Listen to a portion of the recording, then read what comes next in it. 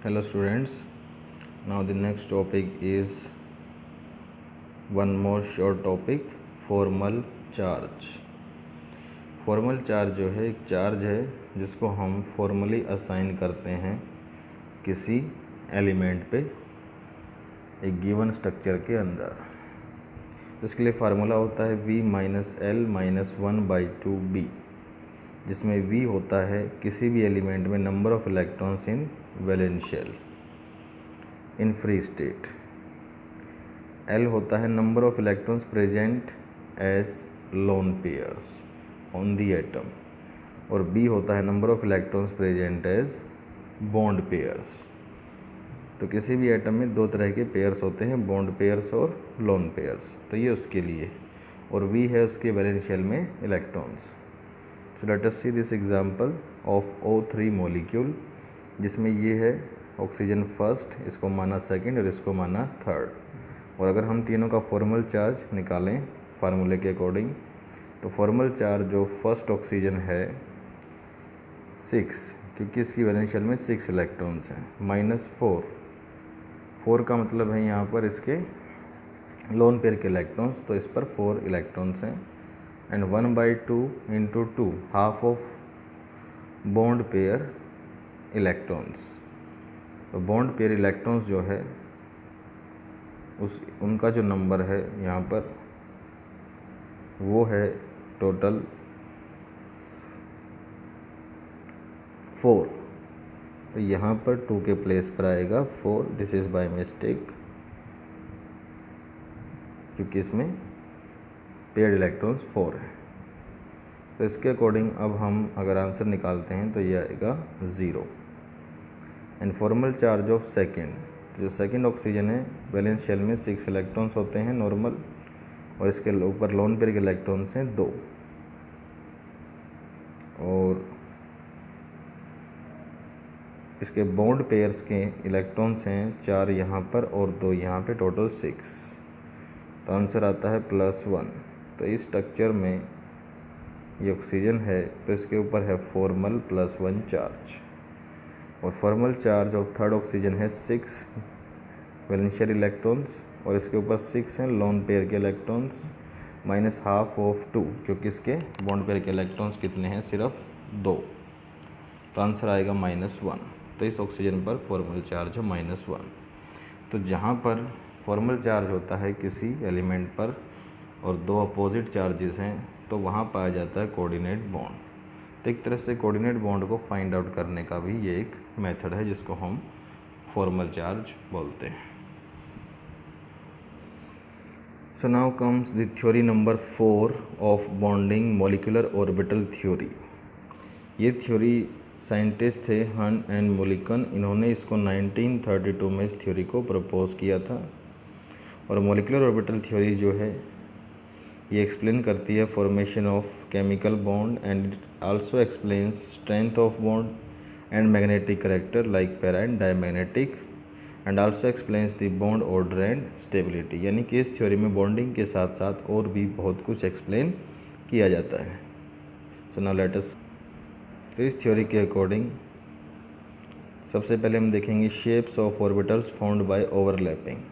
ये थ्योरी ये बोलती है कि अगर 2 एटम्स एक दूसरे से कंबाइन करते हैं तो उनके सभी ऑर्बिटल्स एक दूसरे में ओवरलैप कर जाएंगे, जबकि वैलेंस बॉन्ड थ्योरी में वैलेंस शेल के जो ऑर्बिटल्स थे वो भी सेंट्रल एटम के, उनकी मिक्सिंग और ओवरलैपिंग हाइब्रिडाइजेशन होता था।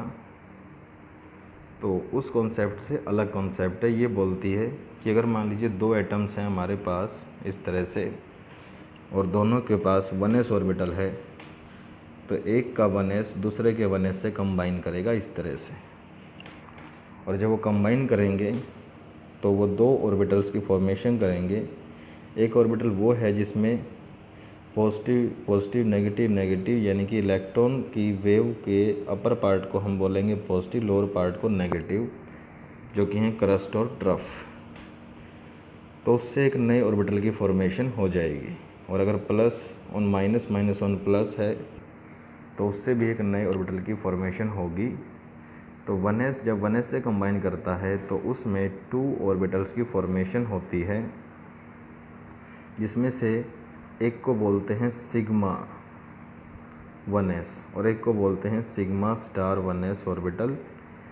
सिग्मा 1s को बोलते हैं बॉन्डिंग मोलिकुलर ऑर्बिटल, जिसका मतलब है BMO, और सिग्मा स्टार को बोलते हैं anti bonding molecular orbital, ABMO। तो मॉलिक्यूल के अंदर ऑर्बिटल्स की शेप बदल जाती है और ये शेप ये बोलती है कि सिग्मा ऑर्बिटल जो हैं इसमें इलेक्ट्रॉन्स का अमाउंट ज़्यादा होगा और सिग्मा स्टार जो ऑर्बिटल है इसमें इलेक्ट्रॉन का अमाउंट कम होगा और इलेक्ट्रॉन्स होंगे एटम से दूर। और यहाँ पर एनर्जी के अकॉर्डिंग ये मोर स्टेबल है तो इसकी एनर्जी होगी लेस।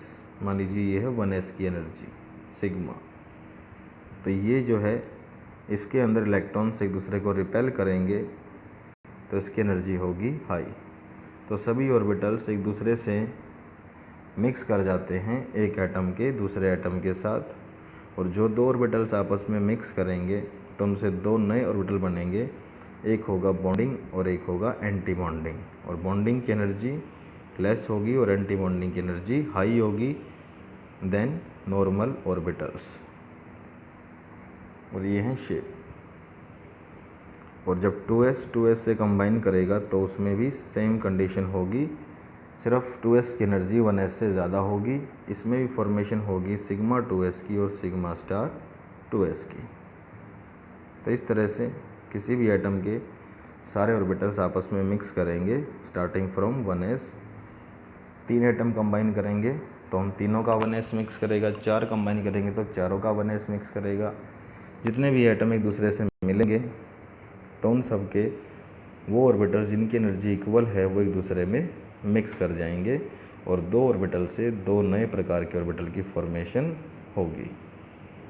बॉन्डिंग ऑर्बिटल बनता है due to crest on crest, trough on trough, और एंटी बॉन्डिंग बनता है due to crest on trough and trough on crust.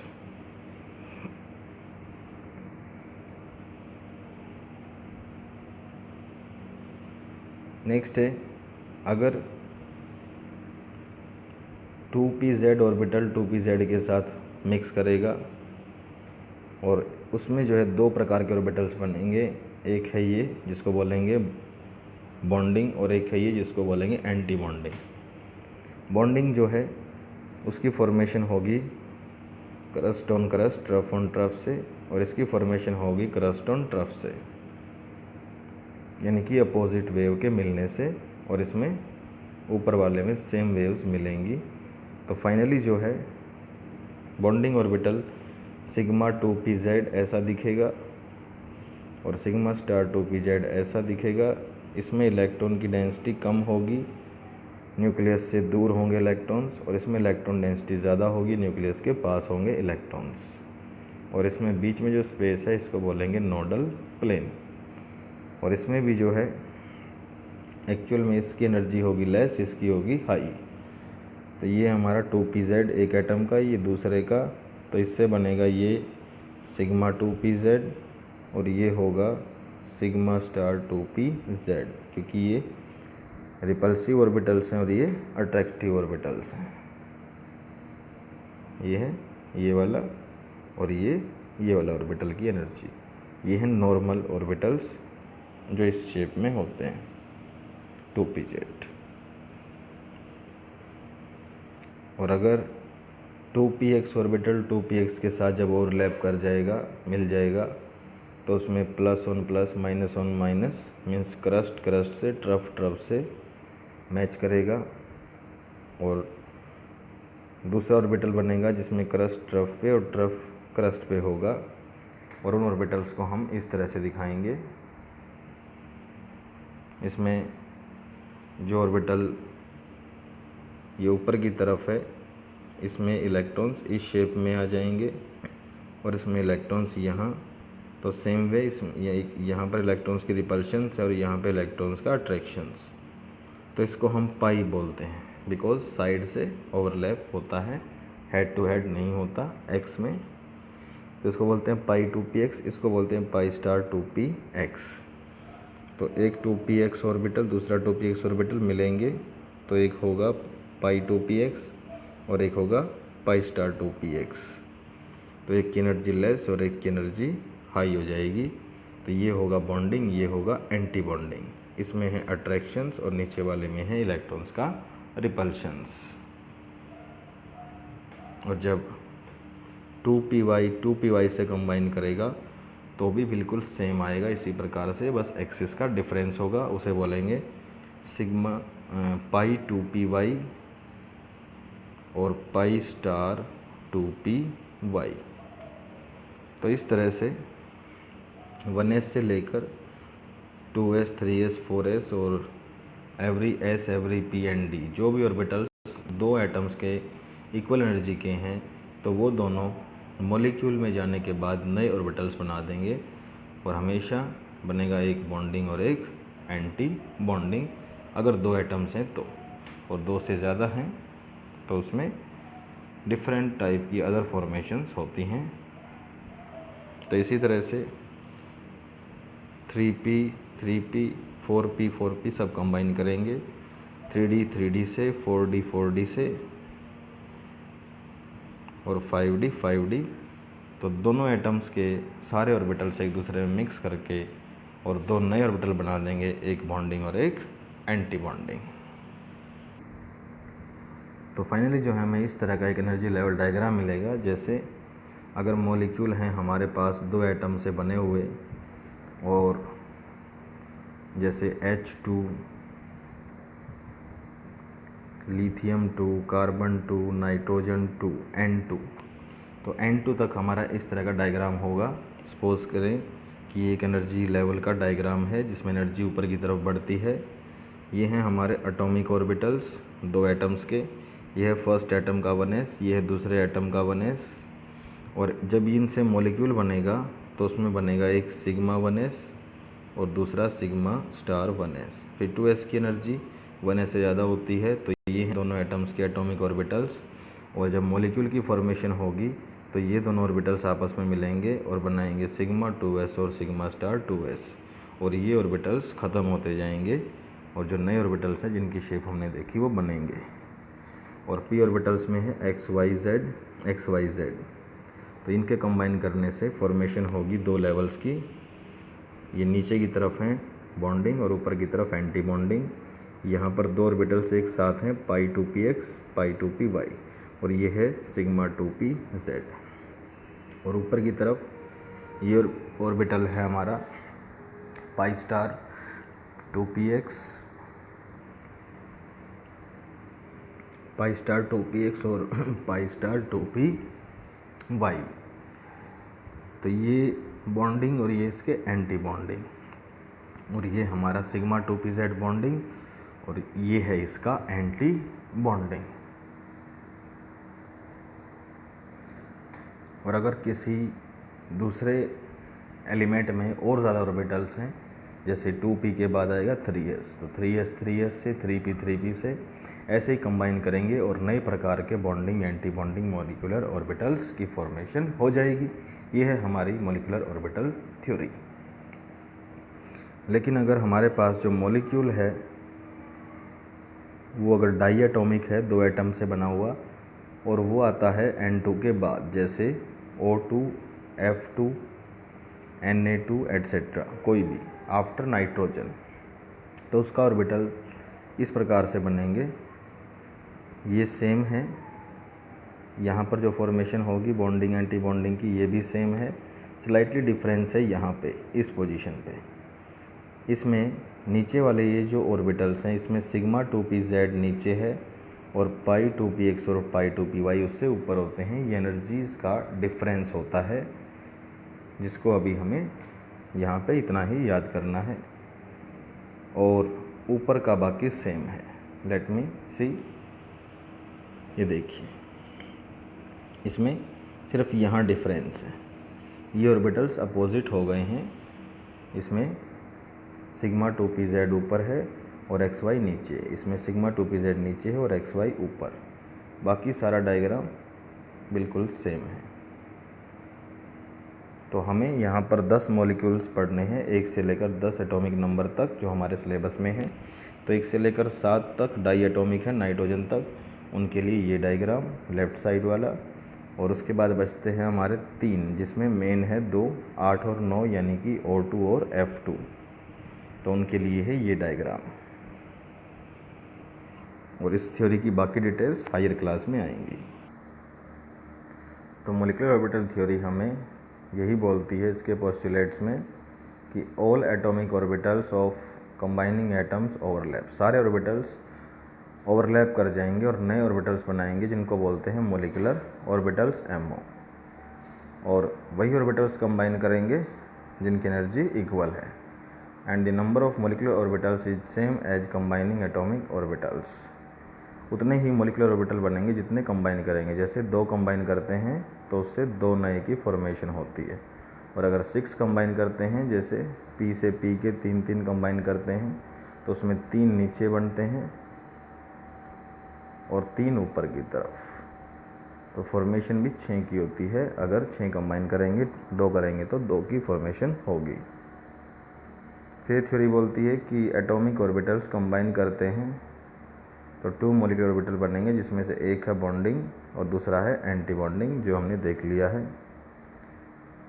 फिर इस थ्योरी में 4th पॉइंट में बोला जाता है कि जो बॉन्डिंग मॉलिक्यूलर ऑर्बिटल होते हैं उनकी एनर्जी कम होती है और एंटी बॉन्डिंग की एनर्जी ज़्यादा, एंड रिजल्ट्स इन अट्रैक्शन। तो जो बॉन्डिंग ऑर्बिटल्स हैं वो अट्रैक्शन के काम आते हैं और वो स्टेबिलिटी को इंक्रीज़ करेंगे और उनमें इलेक्ट्रॉन डेंसिटी ज़्यादा होती है। जो एंटी बॉन्डिंग ऑर्बिटल्स होते हैं उनकी एनर्जी हाई होगी एटॉमिक ऑर्बिटल से, और वो रिपल्शंस के काम आएंगे एटम्स में, तो ये स्टेबिलिटी को डिक्रीज़ करेंगे and have low electron density, उनमें इलेक्ट्रॉन्स कम होते हैं। बॉन्डिंग ऑर्बिटल्स को हम सिग्मा और पाई से रिप्रेजेंट करते हैं। डी ऑर्बिटल्स के लिए हम डेल्टा सिंबल यूज़ करते हैं, सिग्मा अभी हमने देखा था और पाई। और एंटी बॉन्डिंग जो है इनको हम sigma star, pi star, delta star, मतलब इनके ऊपर ऐसे स्टार लगाकर रिप्रेजेंट करते हैं एंटी बॉन्डिंग को। Electrons are filled up in the molecular orbitals in the same way as in atomic orbitals.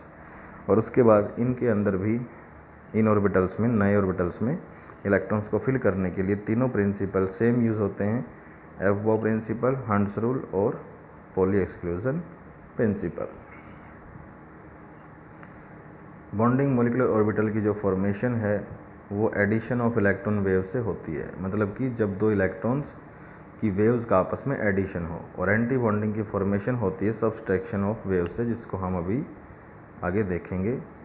Combining atomic orbital must have comparable energy, जैसा बताया मैंने 1s 1s से ओवरलैप करेगा, या फिर 1s 2s से कर सकता है अगर डिफरेंट एटम्स हैं अलग अलग और 1s की एनर्जी 2s के इक्वल है तो वो भी ओवरलैप कर सकते हैं। सेम एटम्स हैं तो 1s 1s से, 2s 2s से, 3s 3s से ऐसे ओवरलैप करेंगे। And shape of molecular orbitals depend करेगी एटॉमिक ऑर्बिटल पे, वो शेप्स हम पढ़ चुके हैं स्टार्ट। तो इस चीज़ को हम linear combination of atomic orbitals LCAO नाम देते हैं। कि अगर मान लीजिए हम बात करते हैं जैसे केस 1 की, ये हमारे पास एक इलेक्ट्रॉन का ऑर्बिटल है फर्स्ट और ये सेकंड, तो इसमें दोनों सेम फेज़ में हैं। इसका फर्स्ट वेव ऊपर है और नीचे वाले का भी फर्स्ट वेव ऊपर है, इसको बोलते हैं क्रस्ट ऑन क्रस्ट। और इससे एक फाइनल वेव बनेगी इलेक्ट्रॉन की ये, और इसको हम बोलेंगे फाइनल वेव को दोनों इनिशियल वेव का addition psi A plus psi B। तो इससे बनता है हमारा इस तरह से बॉन्डिंग ऑर्बिटल। और केस 2 जो है वो ये है जब ऊपर वाले का जो फेज़ है वो डिफरेंट है, इसमें ये ऊपर की तरफ है और इसकी जो फर्स्ट वेव है उसका ये ट्रफ है, और जब ये दोनों आपस में मिलेंगे तो ऐसी एक वेव बनेगी, क्रस्ट क्रस्ट को कैंसिल कर देगा, और जो फाइनल एम्पलीट्यूड है वो होगा psi A minus psi B। तो इसका मतलब इलेक्ट्रॉन डेंसिटी बॉन्डिंग में ज़्यादा हो जाएगी, एम्पलीट्यूड ज़्यादा है, और एंटी बॉन्डिंग में डेंसिटी कम है तो इलेक्ट्रॉन वेव कम हो जाएगी। तो ये हमारे रूल्स हैं कि कौन से ऑर्बिटल कंबाइन करेंगे। तो जनरली तो मैंने आपको जैसे बताया है, combining orbitals must have comparable energy.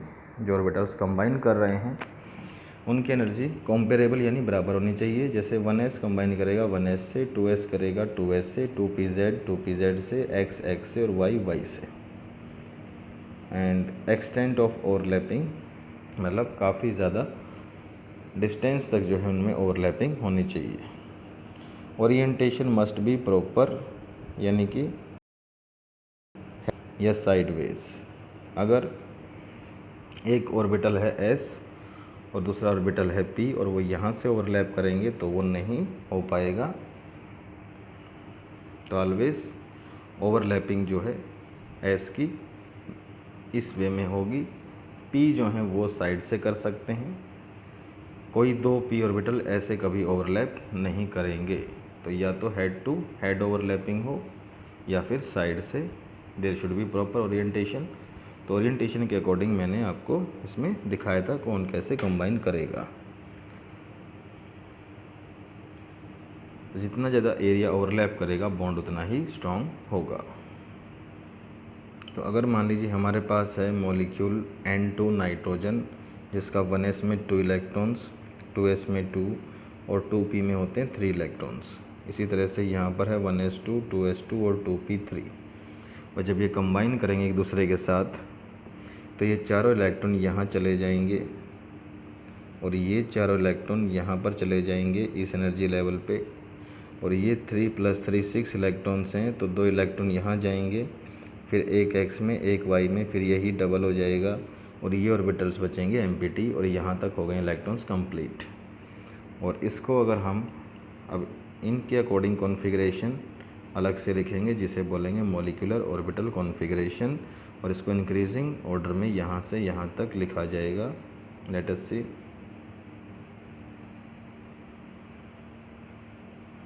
तो हमने देखा जैसे जो इलेक्ट्रॉन्स हैं, अगर नाइट्रोजन तक N2 तक कोई मॉलिक्यूल है तो उसमें सबसे पहले जाएगा सिग्मा 1s में, फिर सिग्मा स्टार 1s में, फिर सिग्मा 2s में, फिर सिग्मा स्टार 2s में, फिर पाई 2px में।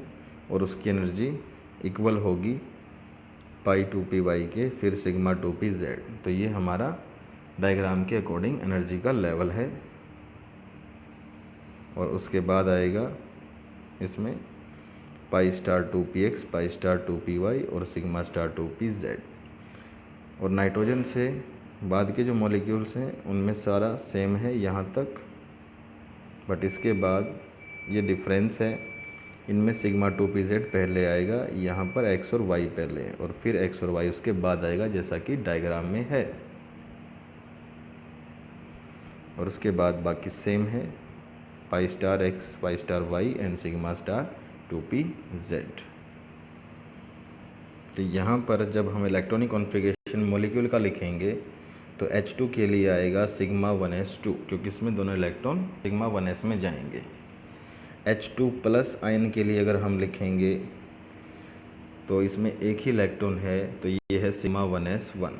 एफ प्रिंसिपल के अकॉर्डिंग जो हमारा ये था कि सिग्मा 1s, उसके बाद सिग्मा स्टार 1s, फिर सिग्मा 2s, उसके बाद सिग्मा स्टार 2s। और नाइट्रोजन तक मॉलिक्यूल है तो पाई 2px इक्वल पाई 2py जो अभी लिखा था मैंने, and sigma 2pz। Then pi star 2px equal pi star 2py और फिर सिग्मा 2pz।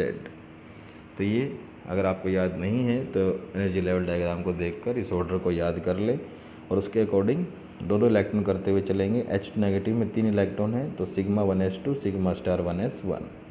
हीलियम 2 में 4 इलेक्ट्रॉन्स हैं, sigma 1s2 and sigma star 1s2। ये मॉलिक्यूल एग्जिस्ट नहीं करता एक्चुअल में, जो हम बाद में देखेंगे क्यों। इसको ये थ्योरी ही एक्सप्लेन करती है।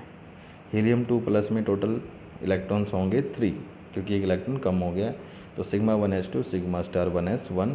तो H2 नेगेटिव और हीलियम 2 पॉजिटिव का कॉन्फ़िगरेशन है सेम। लिथियम 2 में 3 + 3 6 इलेक्ट्रॉन्स, कॉन्फ़िगरेशन मॉलिक्यूल का sigma 1s2 sigma star 1s2 and sigma 2s2 इस ऑर्डर के अकॉर्डिंग।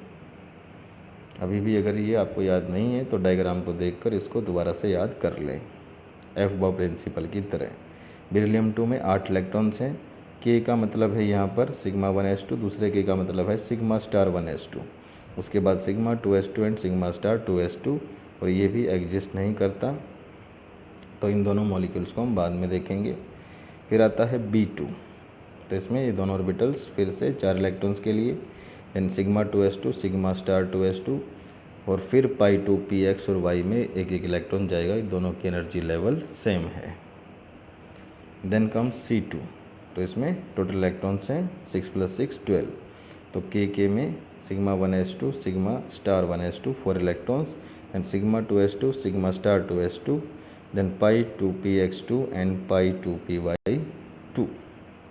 और नाइट्रोजन में जो मैंने अभी आपको दिखाया था करके fill, sigma 1s2 sigma star 1s2 sigma 2s2 sigma star 2s2, pi 2 p x2 pi 2 p y2 and sigma 2 p z2। और इसी तरह से हम सभी का कॉन्फ़िगरेशन लिख सकते हैं, और हमें करना है 1 से 10 तक डाइएटॉमिक मॉलिक्यूल्स को।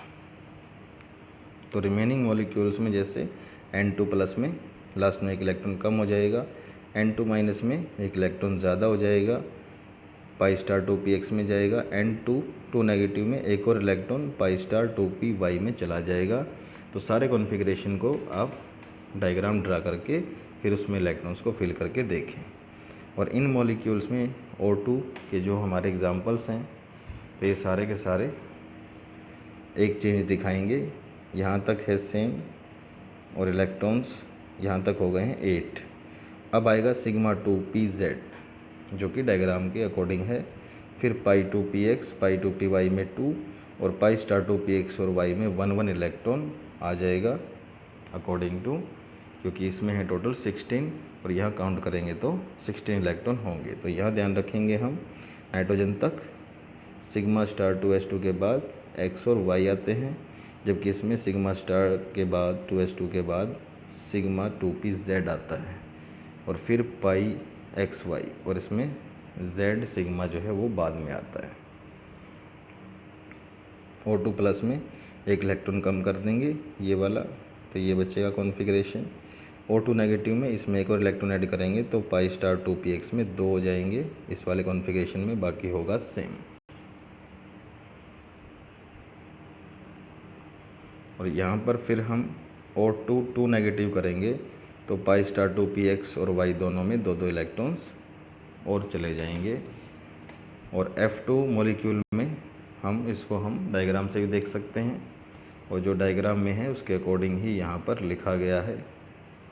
और नियॉन 2 को भी हम ऐसे ही देख सकते हैं, इसमें सारे फुल हो चुके हैं up to sigma star 2 p z, और ये भी एग्जिस्ट नहीं करता।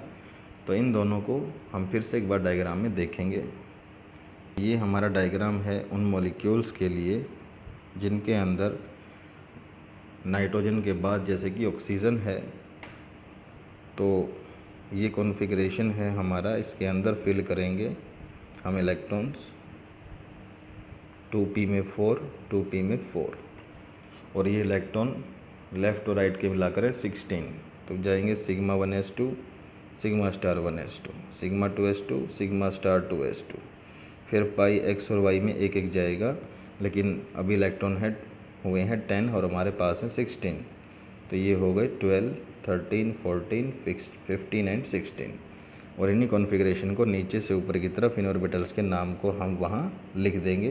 तो इस कॉन्फ़िगरेशन को ऑक्सीजन के लिए है, फ्लोरीन में एक और इलेक्ट्रॉन होता है p में p5, तो यहाँ एक एक और आ जाएगा, तो ये फ्लोरीन का हो गया, यहाँ तक पेयर्ड अप। और नियॉन में ये सारे फुल होते हैं, तो 2 इलेक्ट्रॉन ऊपर भी आ जाएंगे। तो इस तरह से हमारे सभी मॉलिक्यूल्स का कॉन्फ़िगरेशन हम लिख सकते हैं, और इस कॉन्फ़िगरेशन को यूज़ करके हम काफ़ी सारी प्रॉपर्टी फाइंड कर सकते हैं, जो हम नेक्स्ट लेक्चर में देखेंगे। तब तक ये कॉन्फ़िगरेशन अच्छे से लिख कर और डायग्राम को देखकर याद करें। Thank you.